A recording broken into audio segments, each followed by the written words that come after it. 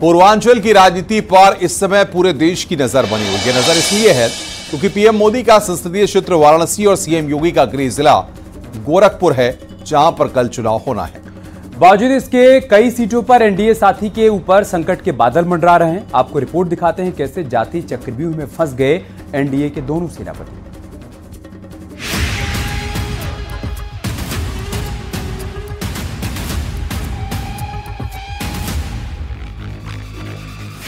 आखिरी चरण में उत्तर प्रदेश की राजनीति पर पूरे देश की निगाहें हैं।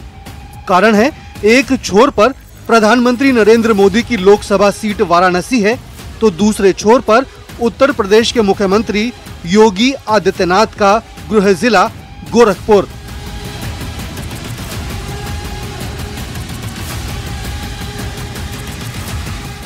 बीजेपी के सबसे बड़े महारथियों के प्रभाव वाली सीटों पर विपक्ष की भी नजर है। राहुल गांधी और अखिलेश यादव पूरे पूर्वांचल में फील्डिंग लगा चुके हैं, तो बीजेपी की तरफ से पूर्वांचल की सभी 13 और यूपी की सभी 80 सीटों पर कमल खिलेगा। पूरे देश में एनडीए की जबरदस्त लहर है और उत्तर प्रदेश में इस 400 के लक्ष्य को पूरा करने के लिए हमने 80 की 80 सीटें जीतना तय किया है, जिसमें संख्या 79 मिर्जापुर भी शामिल है। 2014 हो 2019 हो, मिर्जापुर की सीट यहाँ के मतदाता ने जीतकर हमारे एनडीए गठबंधन की प्रधानमंत्री जी की झोली में डालने का काम किया और इस बार भी मिर्जापुर से भी हैट्रिक लगेगी। माननीय राष्ट्रीय अध्यक्ष जी ने आपको बयान दे दिया, उसके आगे पीछे बोलने की मेरी औकात नहीं है, मैं नहीं बोल सकता। बहुत अच्छा परफॉर्मेंस। 80 में 80 का जो नारा देकर के भारतीय जनता पार्टी उत्तर प्रदेश के लिए आई थी, अब 80 में 80 उसको चुनौतियों का सामना करना है और 80 की 80 सीटें बीजेपी के लिए खतरे में हैं। पूर्वांचल की जिन 13 सीटों पर कल वोटिंग होनी है, उनमें से कुछ ऐसी सीटें हैं जहां बीजेपी को चुनौती मिल सकती है, जिसमें सबसे पहली सीट है गाजीपुर। गाजीपुर में बीजेपी के पारसनाथ राय बनाम समाजवादी पार्टी के अफजाल अंसारी में मुकाबला है।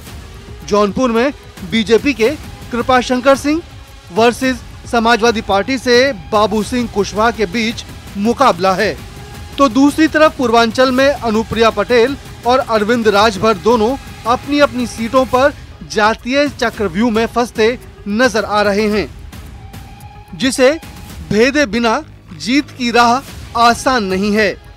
घोसी में एनडीए प्रत्याशी अनिल राजभर की समाजवादी पार्टी के राजीव राय और बीएसपी के बालकृष्ण चौहान से लड़ाई है।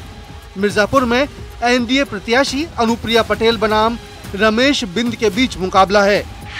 पूर्वांचल की सियासत में सबसे बड़ी चुनौती नेताओं के लिए अपने वोट बैंक को समेटना है, लेकिन इस बार जिस तरह आखिरी चरण में अखिलेश यादव और राहुल गांधी ने जातीय और सामाजिक समीकरण तैयार किया है, वो एनडीए प्रत्याशियों के लिए किसी चुनौती से कम नहीं है।